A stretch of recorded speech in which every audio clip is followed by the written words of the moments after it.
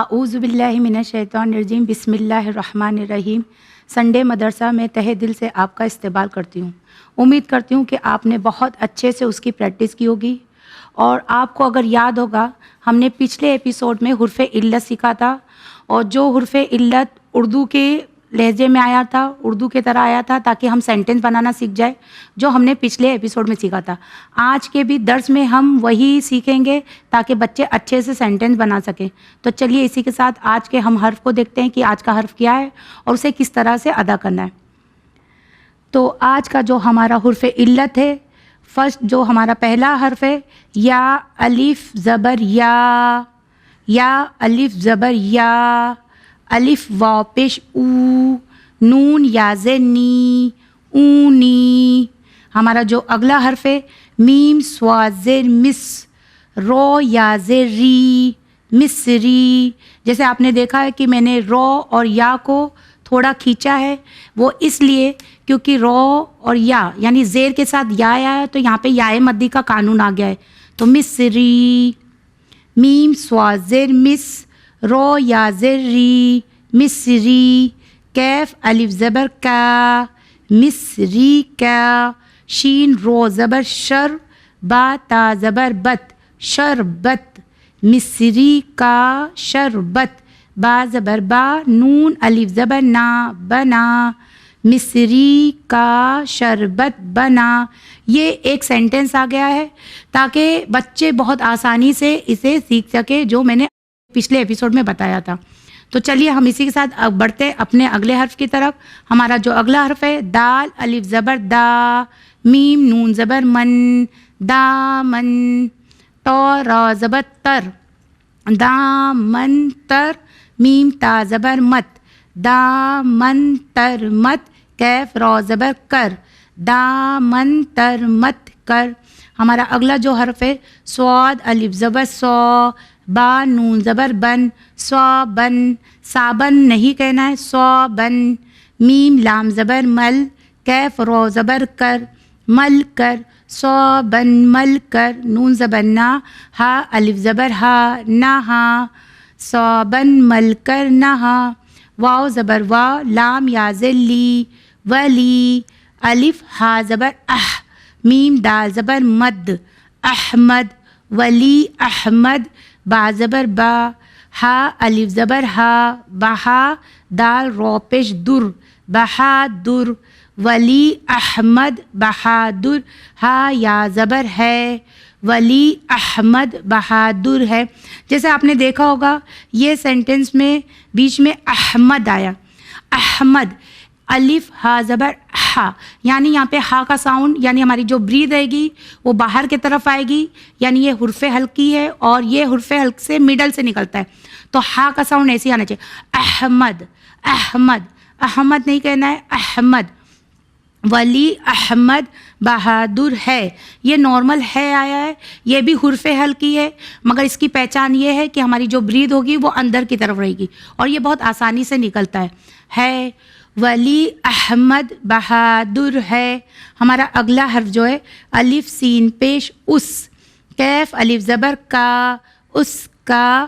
قوف دال زبر قد، اس کا قد۔ جیسے آپ نے دیکھا ہوگا یہاں پہ میں نے کا بولا نارمل، قد، قد، قوف، قوف کا ساؤنڈ ایک الگ ہی ہے، قد، اس کا قد، اس کا قد۔ با زبر با، ہا تا پیش ہت، بہت، اس کا قد بہت۔ لام میم زبر لم، با الف زبر با، لمبا۔ ہا یا زبر ہے، اس کا قد بہت لمبا ہے۔ یا حاضر یہ، تو خا زبر تخ، تا یا زیر تی، تختی، تختی۔ پھر کھا کا ساؤنڈ حرف حلقی ہے، مگر کھا کو کس طرح نکالنا ہے، تختی، تختی نہیں کہنا ہے، تختی ہے لکھا اردو میں، مگر ہمیں اسے عربی میں ہی پروناؤنس کرنا ہے، تختی۔ کاف یا زیر کے، سین یا زیر سی، کیسی، یہ تختی کیسی۔ ہا لام زبر حل، کیف یا زیر کی، حل کی، یہ تختی کیسی حل کی۔ ہا یا زبر ہے، یہ تختی کیسی ہلکی ہے. یہ جو سینٹنس آیا ہے اردو میں، مگر کچھ حرف اردو کے ایسے ہیں کہ اگر وہ اردو میں بھی آتے ہیں تو مگر ہمیں اسے عربی ہی میں پروناؤنس کرنا ہے. جیسے یہ سینٹنس اردو کے، بٹ ہمیں اسے عربی ہی میں کرنا ہے. تختی نہیں کہنا ہے، احمد نہیں کہنا ہے، احمد کہنا ہے، تختی کہنا ہے. یعنی کچھ حرف ادھر ہے جسے اس کا پروناؤنس عربی میں ہی کرنا ہے، چاہے وہ اردو میں آئے چاہے وہ عربک میں آئے. تو اس کے لیے اسے کہا گیا ہے، اور اس کی زیادہ سے زیادہ ہمیں پریکٹس کرنی ہے تاکہ ہمارے بچے بہت اچھے سے عربک کا پروناؤنس کر سکیں. آئیے ابھی بڑھتے ہیں ہم پھر اگلے حرف کی طرف. الف سین زیر اس، رو زبر رو، زود الف زبر زو، روزو. یعنی را نہیں پڑھنا ہے، چاہے وہ اردو میں آئے چاہے وہ عربک میں آئے. روزو. حمزہ یا زیر ای، روزا ای، اس روزا ای. کیف یا زیر کی، اس روزا ای کی.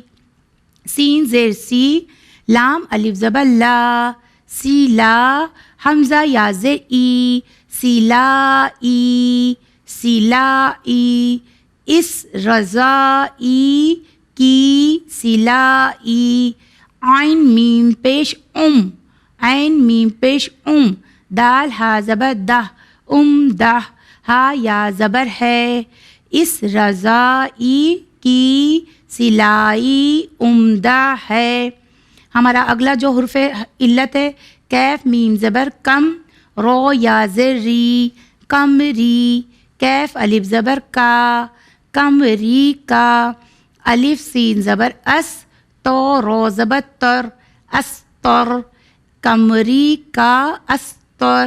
الف واو پیش او، دال الف زبر دا، او دا.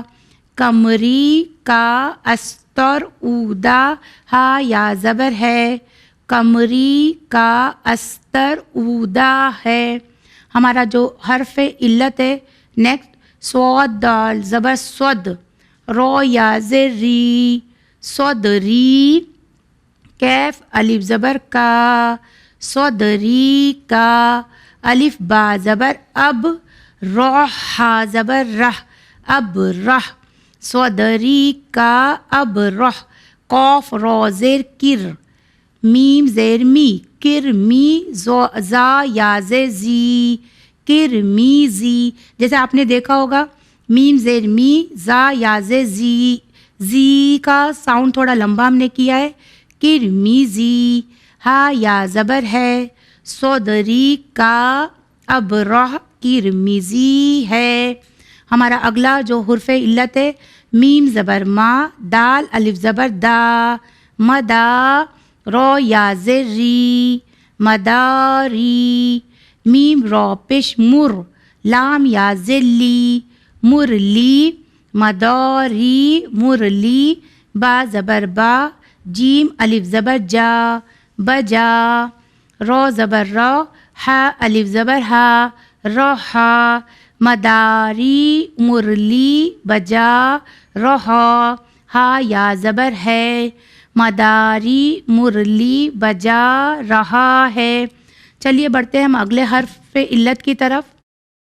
ہمارا جو اگلے حرف علت ہے یہ ہے میم غین زبر مغ، رو باز رب، مغرب.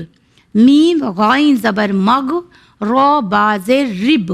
یعنی با حرف کلکلا ہے، رو باز رب، مغرب. با کا ساؤنڈ دو بار آیا، مغرب. کیف یا زیر کی، مغرب کی. تو زبر تو، رو فا زبر رف، تو رف. تو رف یعنی وہ اگر اردو میں بھی آئے تو طرف نہیں پڑھنا ہے، تو رف، تو کا ساؤنڈ آئے گا، تو رف. مغرب کی طرف. با الف زبر با، دال لام زبر دل، با دل. با زبر با، رو سین زبر رس، برس. مغرب کی طرف بادل برس.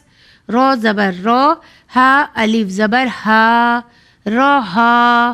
ہا یا زبر ہے، مغرب کی طرف بادل برس رہا ہے. اگلے حرف علت ہے ہمارا جیم نون زبر جن، جیم نون زبر جن، واو زبر وا، جن وا، رو یا زر ری، جنوری، کیف الف زبر کا، جنوری کا، میم زبر ما، ہا یا زر ہی، مہی، نون ہا زبر نہ، مہینہ، جنوری کا مہینہ، ہا یا زبر ہے، جنوری کا مہینہ ہے، سین رو زبر سر، دال یا زر دی، سردی، با زبر با، ہا تا پیش ہت، بہت، سردی بہت، ہا یا زبر ہے، سردی بہت ہے۔ ہمارا اگلا جو حرف علت ہے، سین الف زبر سا، رو یا زر ری، ساری، جیم زبر جا، میم الف زبر ما، جمع، عین تا زبر ات، جماعت، جماعت، ہا الف زبر ہا، زود را زر زر، حاضر، ساری جماعت حاضر، ہا یا زبر ہے، ساری جماعت حاضر ہے، یا حاضر ی، عین زبر آ، رو زبر رو، با یا زر بی، عربی، کیف الف زبر کا، یہ عربی کا، قوف الف زبر کو، عین زیر ای، قائی، دال ہا زبر دہ، قاعدہ، ہا یا زبر ہے، قاعدہ ہے، یہ عربی کا قاعدہ ہے، عین زیر ای، با الف زبر با، ایبا، رو تا زبر رت، عبارت، الف را پیش ار، دال وا پیش دو، عبارت اردو، کیف یا زر کی، عبارت اردو کی، ہا یا زبر ہے، عبارت اردو کی ہے، الف زبر آ، ہا الف زبر ہا، آہا، ہا الف زبر ہا، آہا ہا۔ جیسے آپ نے دیکھا بچوں کس طرح سے ہم نے اردو کے سینٹنس کو عربی میں ٹرانسلیٹ کیا اور عربی میں پڑھا، اور بہت اچھے سے ایک ایک لفظ کی، ایک ایک حرف کی پریکٹس کیا۔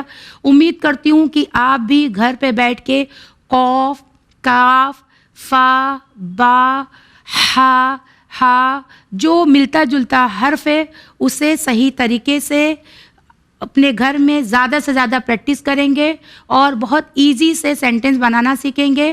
بس اسی کے ساتھ مجھے دیجیے اجازت، خدا حافظ، بڑھتے ہیں مورل اسٹوری کی طرف۔ بسم اللہ الرحمن الرحیم۔ السلام علیکم پیارے بچوں، آپ سب کا استقبال ہے سنڈے مدرسہ میں۔ بچوں، ہمیں پتہ ہے آپ کو سٹوری سننا بہت پسند ہے، اسی لیے ہم ہر ہفتے آپ کے لیے نئی نئی سٹوریز لے کے آتے ہیں، جس سے آپ کو کچھ نیا سیکھنے بھی لگتا ہے اور آپ کو اچھا بھی لگتا ہے۔ اس ہفتے بھی ہم آپ کے لیے ایک انٹرسٹنگ سٹوری لے کے آئے ہیں۔ آج کی سٹوری کا ٹاپک بہت ہی زیادہ امپورٹنٹ ہے اور وہ ہے غرور۔ غرور مطلب فیلنگ پراؤڈ۔ غرور نہ کرنے کی تاکید ہمارے ائمہ علیہم السلام نے بھی ہمیں کی ہے، اور ساتھ ہی اس کا ذکر قرآن مجید کی آیتوں میں بھی ملتا ہے۔ اسی لیے ہمیں کوشش کرنا چاہیے کہ ہم غرور کرنے سے بچیں۔ تو چلیے بڑھتے ہیں ہماری آج کی سٹوری کی طرف۔ محمد ابن مسلم کوفہ کا رہنے والا تھا اور بہت ہی دولت مند شخص تھا۔ وہ امام محمد باقر علیہ السلام کا چاہنے والا تھا۔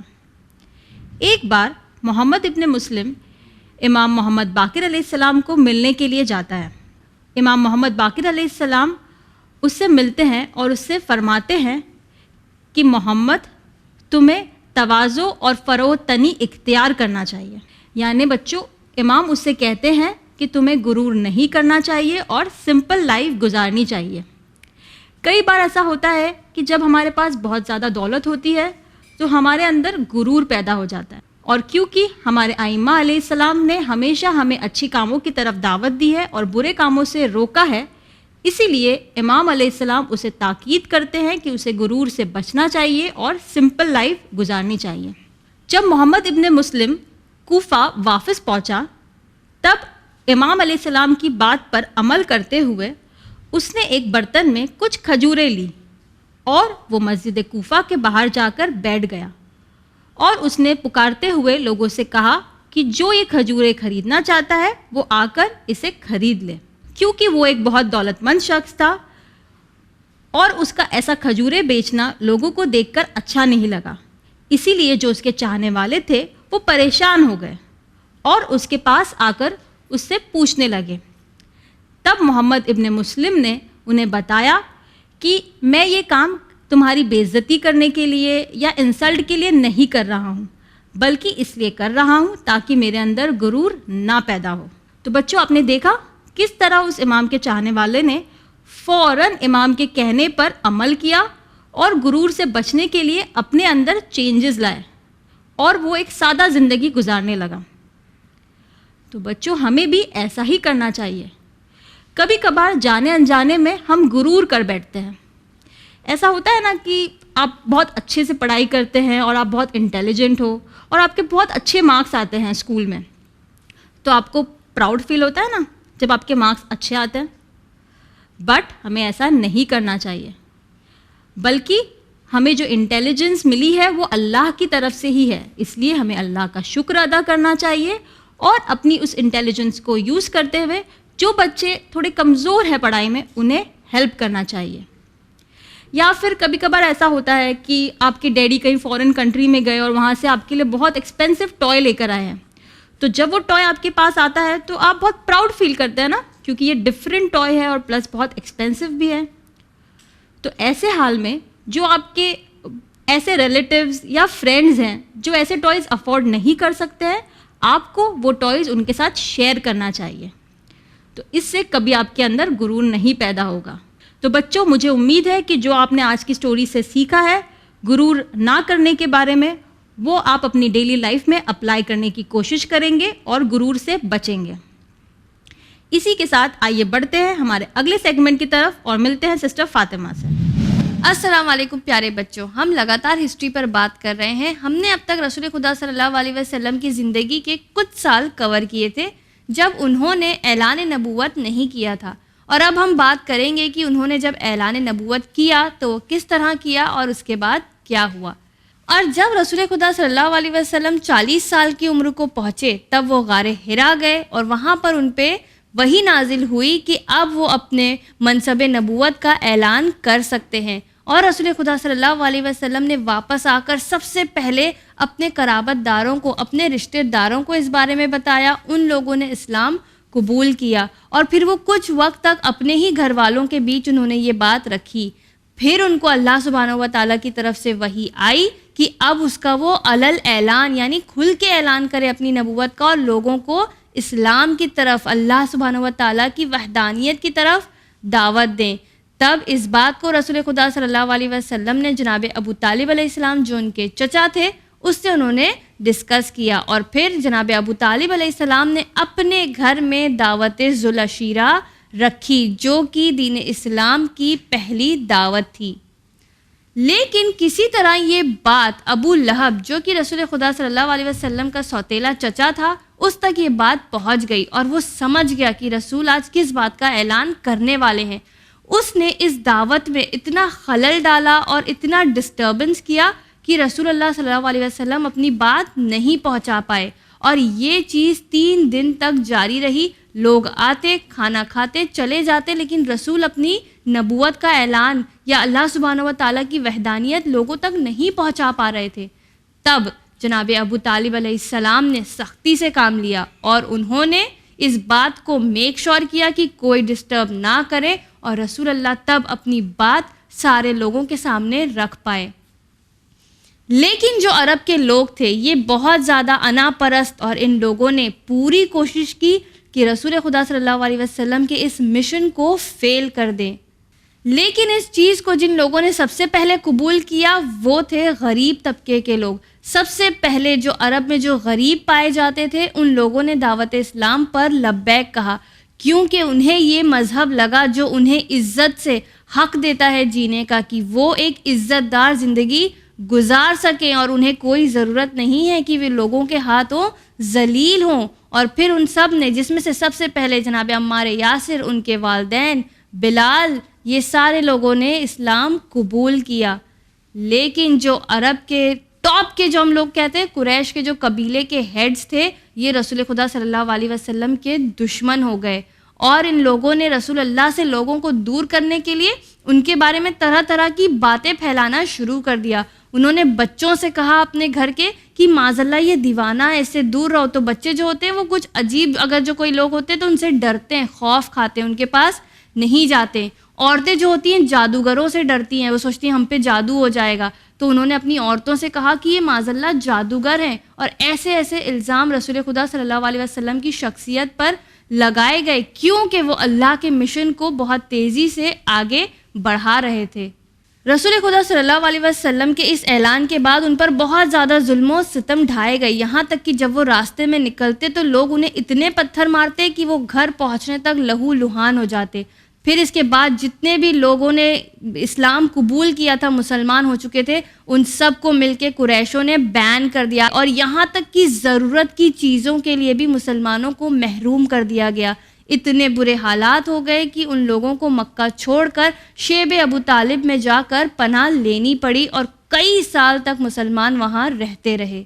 بچوں، رسول خدا صلی اللہ علیہ وسلم کی زندگی میں چیلنجز ابھی اور بھی ہیں، لیکن ہمارا وقت یہیں پر تمام ہوتا ہے۔ ہم اور دیکھیں گے کہ کس طرح رسول خدا نے کتنی محنت سے یہ دین ہم تک پہنچایا ہے، لیکن ابھی دیکھتے ہیں سسٹر سکینہ ہمارے لیے کون سی سورہ کی تفسیر لائی ہیں۔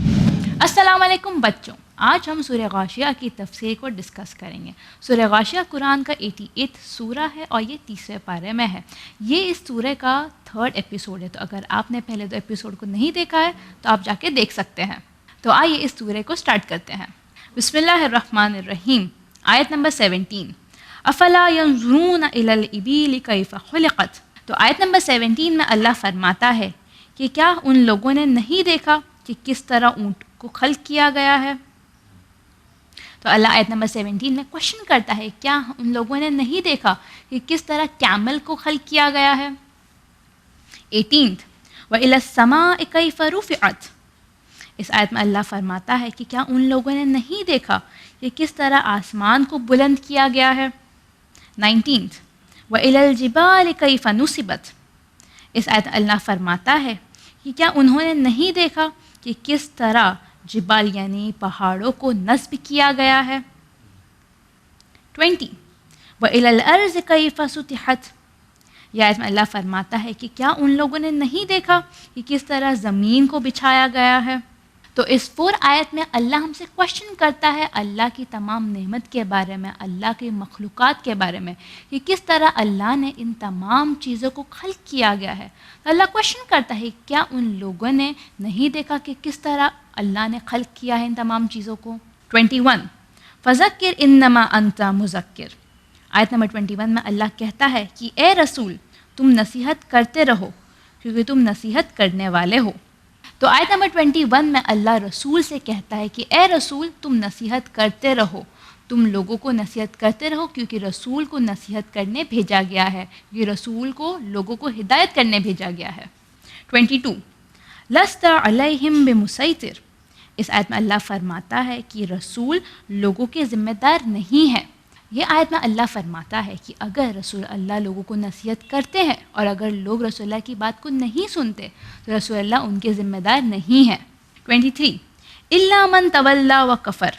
اس آیت میں اللہ فرماتا ہے مگر ان لوگوں کے کہ جس نے کفر اختیار کیا، انکار کیا اور منہ پھیر لیا۔ یعنی جب رسول اللہ لوگوں کو نصیحت کر رہے تھے تب لوگ تھے جنہوں نے رسول اللہ کی نصیحت کو دھیان نہیں دیا، نہیں سنا اور انکار کیا۔ 24 وَيَعَذِّبُهُ اللَّهُ الْعَذَابَ الْأَكْبَرَ۔ آیت نمبر 24 میں اللہ فرماتا ہے کہ اللہ ان لوگوں کو سخت عذاب میں مبتلا کرے گا۔ یہ وہ لوگ ہیں جنہوں نے رسول اللہ کی نصیحت کو انکار کیا تھا، تو اللہ کہتا ہے کہ انہیں اللہ سخت عذاب میں مبتلا کرے گا۔ 25 اِنَّا إِلَيْنَا إِيَّابَهُمْ۔ 25 آیت میں اللہ فرماتا ہے کہ بے شک ان کو ہمارے پاس لوٹ کر آنا ہے۔ 26 اینڈ لاسٹ ثُمَّ إِنَّ عَلَيْنَا حِسَابَهُمْ۔ آیت نمبر 26 میں اللہ فرماتا ہے کہ بے شک ان لوگوں کا حساب اللہ ہی دیکھے گا۔ تو اس سورہ سے ہم کیا سیکھتے ہیں؟ اس سورہ سے ہم یہ سیکھتے ہیں کہ رسول اللہ کو اللہ نے لوگوں کی ہدایت، لوگوں کی نصیحت کرنے بھیجا ہے. تو اگر لوگ رسول اللہ کی نصیحتوں کو نہیں سنتے ہیں تو لاس انسان کا ہے، لاس ان لوگوں کا ہے کہ جو رسول اللہ کو انکار کرتا ہے، اور رسول اللہ اس کے ذمہ دار نہیں ہے.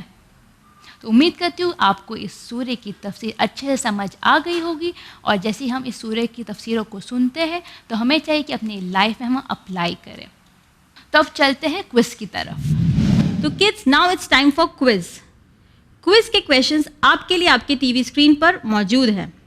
قبر امام حسین علیہ السلام کے سب سے پہلے زائر کون تھے؟ قبر امام حسین علیہ السلام کے سب سے پہلے زائر کون تھے؟ جناب جابر کا ٹائٹل کیا ہے؟ جناب جابر کا ٹائٹل کیا ہے؟ جناب جابر کتنے معصومین علیہ السلام کے صحابی تھے؟ جناب جابر کتنے معصومین علیہ السلام کے صحابی تھے؟ بچوں، ان سوالوں کے جواب آپ اپنی ٹی وی اسکرین پر موجود نمبر پر ہمیں واٹس ایپ کر سکتے ہیں، اور ساتھ ہی آپ کو ہمیں واٹس ایپ کرنا ہوگا اپنا ایک فوٹو، اپنا پوسٹل ایڈریس، اپنا پورا نام اور آپ کا موبائل نمبر. آئیے دیکھتے ہیں پچھلے ہفتے کے کویشچنز کے صحیح جواب. عبداللہ کے کیا معنی ہیں؟ جواب: عبداللہ کے معنی ہے اللہ کا بندہ. رسول خدا صلی اللہ علیہ وآلہ وسلم کی دائی کا نام کیا ہے؟ رسول خدا صلی اللہ علیہ وآلہ وسلم کی دائی کا نام جناب حلیمہ خاتون ہے. رسول خدا کی زوجہ محترم کا نام کیا ہے؟ رسول خدا صلی اللہ علیہ وآلہ وسلم کی زوجہ محترم کا نام جناب ختیجہ ہے. آئیے دیکھتے ہیں پچھلے ہفتے کے سوالات کے ونرز کے نام. ختیجہ مرزا ممبئی، بلقیس زہرا سلامت علی جنر، علی جواد ممبئی، انم زہرا کولکتہ، علی اصغر بھیمانی گجرات. تو بچوں، اسی کے ساتھ آج کا ہمارا ایپیسوڈ یہیں پر تمام ہوتا ہے. ہم آپ سے ملیں گے اگلے ہفتے ایک اور نئے ایپیسوڈ کے ساتھ. تب تک کے لیے آپ دیکھتے رہیے چینل ون. خدا حافظ.